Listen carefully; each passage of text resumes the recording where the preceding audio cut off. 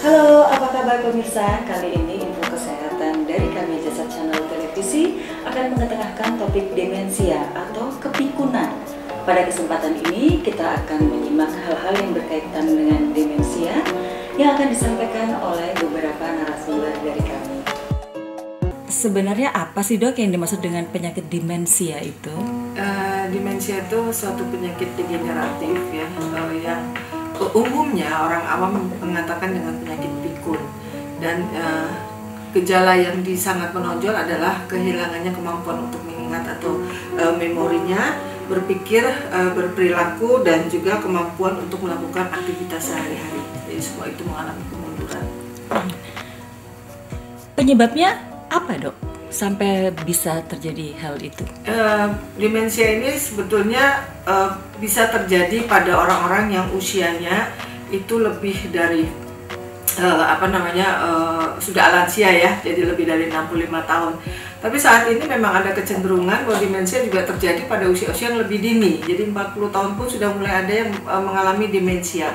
Kalau dikatakan penyebabnya, memang ada dua hal pokok. Yang pertama adalah memang ada faktor genetik pada individu tersebut yang memang sudah terbawa sehingga timbul pada usia-usia yang kadangkala belum mencapai istilah usia lansia, karena lansia kita sebut di atas 65 tahun ya.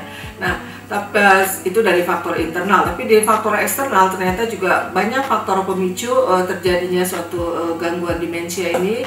Jadi khususnya terkait dengan pola hidup ya, kemudian juga kita lihat bahwa sekarang ini dengan makanan-makanan yang masuk dengan berbagai insektisida, bahan-bahan kimia yang ada di sekitar kita, baik itu yang dapat dari makanan, termasuk juga polusi udara, itu ternyata juga bisa menyebabkan terjadinya gangguan pada sistem saraf pusat yang menimbulkan gejala-gejala demensia.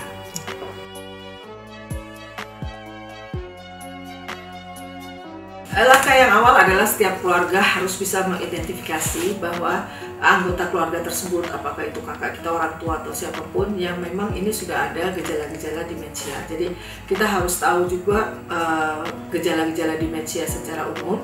Nah, karena demensia itu tidak selalu bahwa orang itu terus kemudian dia jadi lupa sama sekali. Biasanya juga bisa didahului dengan emosional, mudah marah, dan kemudian kita kadang-kadang tidak ngerti apa yang dia inginkan. Itu mungkin gejala-gejala sudah menuju ke arah demensia. Dan bagaimana sikap kita? Yang pertama, kita harus, setelah kita memahami, kita harus punya memang kesabaran yang sangat super, karena kita juga harus mendidik mereka supaya mereka dengan kondisi demensianya tidak semakin memburuk. Jadi sabar itu salah satu bentuk yang harus dipunyai oleh setiap keluarga ya, satu sifat yang harus, atau satu sikap lah yang harus dipunyai oleh setiap keluarga, dan dengan terus memberikan seperti training lah pada mereka, bahwa mereka misalnya gini, mereka sering lupa dengan hal-hal yang mereka, misalnya kacamatanya lupa. Nah, kacamata lupa itu membuat dia bisa jengkel karena dia butuh, misalnya ya, butuh kacamata tidak ada. Nah, akhirnya timbullah perselisihan seperti itu. Nah, itu kita bisa mencoba untuk memberikan ini tempat untuk yang ini tempat ini, dengan memberi warna-warna tertentu supaya penderita demensia itu ingat bahwa oh, kalau saya harus naruh kacamata, saya harus di kotak yang merah. Kalau saya mau menaruh handphone saya ada di kotak yang hijau. Nah, yang selanjutnya juga selain kesabaran tadi, itu kita harus komunikasi terus, karena dengan komunikasi kita merasa dia merasa diterima di lingkungannya, itu membuat mereka lebih merasa happy. dan kita juga harus memberikan kegiatan-kegiatan untuk supaya si penderita demensia ini berkembang terus fungsi kognitifnya, tidak diam yang akan memperburuk kondisinya. Apakah ada sebuah organisasi, entah itu mungkin volunteer atau apa, yang membantu keluarga untuk menghadapi itu, memberikan training atau apa gitu? Program yang ada itu termasuk juga posyandu lansia, posbindu, jadi pos pelayanan pembinaan terpadu.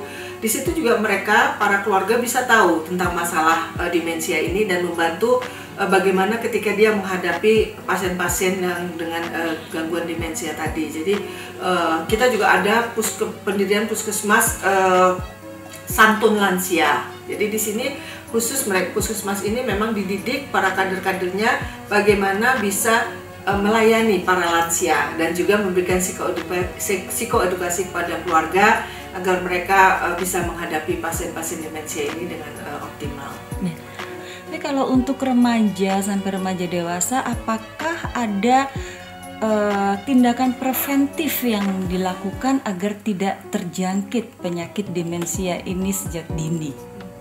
Tentu prevensi dan promosi itu menjadi sesuatu bagian yang sangat penting untuk pencegahan khususnya terkait dengan demensia. Nah, bagaimana kita mencegah? Yang pertama tadi saya katakan bahwa demensia bisa juga tercetus karena pola hidup atau gaya hidup ya. Yang pertama adalah bagaimana kita dengan berpola hidup yang sehat. Artinya seperti makanan, misalnya kita tahu makanan yang tentu dengan tidak mengandung misalnya MSG. Kita tahu bahwa itu salah satu penyebab makanan-makanan yang mengandung MSG itu dianggap juga punya peran khususnya dengan terkait dengan penyakit Alzheimer ya, salah satu bentuk dari demensia. Kemudian juga tadi insektisida. Jadi kita juga harus hati-hati ketika makan buah. Kita sudah menganggap bahwa pola hidup kita sudah sehat, tapi apakah kita yakin sayur-sayuran atau buah-buahan yang kita minum, yang kita makan tidak tercemar oleh insektisida. Jadi itu juga harus kita biasakan untuk membersihkan segala sesuatu yang sebelum kita menggunakannya. Kemudian polusi udara itu juga dianggap bahwa ada zat-zat yang seperti merkuri dan sebagainya yang bisa merusak sistem saraf pusat kita. Nah, itu juga kita harus hindari. Jadi kembali lagi pola hidup sehat, dan juga kita untuk para remaja khususnya tolong diingat bahwa kita harus lebih banyak beraktivitas di luar gedung, di luar tempat-tempat di mana kita bisa meningkatkan fungsi sel. Jadi dengan olahraga, dengan melakukan kegiatan-kegiatan yang di alam yang segar, itu salah satu bentuk detoksifikasi pada tubuh kita supaya apa yang sudah melekat, racun-racun yang melekat pada kita juga itu bisa luruh dengan kegiatan-kegiatan yang terkait dengan alam lah ya. Jadi kita hindari juga hal-hal yang memperberat ya, seperti misalnya sekarang ini kita lihat bahwa anak-anak muda juga banyak sekali yang menggunakan gadget ya, jadi semua dibuka dan sebagainya. Itu tidak melatih memori kita untuk terus aktif, karena semakin kita aktifkan memori kita untuk mengingat sesuatu, menulis dan sebagainya, itu akan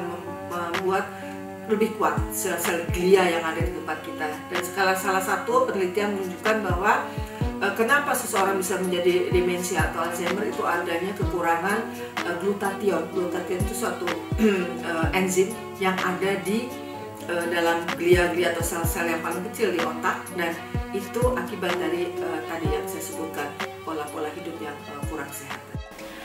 Nah pemirsa, itulah tadi hal-hal yang berkaitan dengan demensia yang disampaikan oleh narasumber dari kami Jasad Channel Televisi. Demikian info kesehatan kali ini, dan kita jumpa lagi pada info kesehatan kita yang lainnya.